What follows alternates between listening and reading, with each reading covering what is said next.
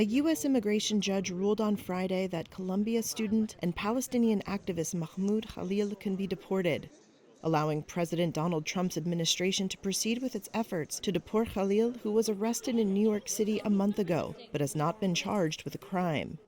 A group of supporters of Khalil spoke to media after the ruling. This is a blatant violation of the First Amendment and a dangerous precedent for anyone who believes in free speech and political expression.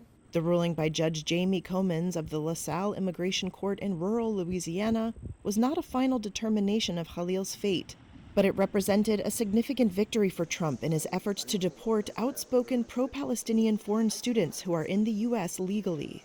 Citing the 1952 Immigration and Nationality Act, U.S. Secretary of State Marco Rubio determined last month that Khalil could harm American foreign policy interests and should be deported for his, quote, otherwise lawful speech and activism.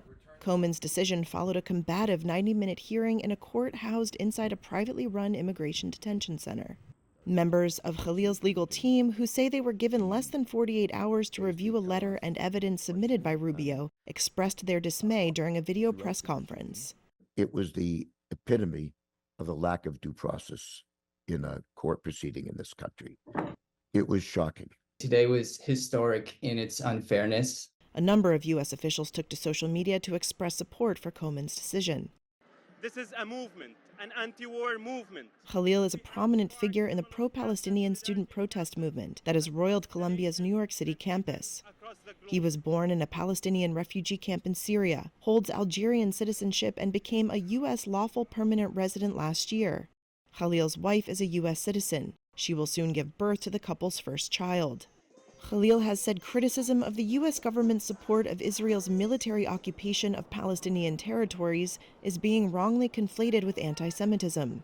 For now, Khalil will remain in the Louisiana jail. Comins gave his legal team until April 23rd to apply for relief before she considers whether to issue a deportation order. An immigration judge can rule that a migrant cannot be deported because of possible persecution in a home country, among other limited grounds. In a separate case in New Jersey, a U.S. district judge has blocked deportation while he considers Khalil's claims that his arrest was made in violation of the U.S. Constitution's First Amendment protections for freedom of speech.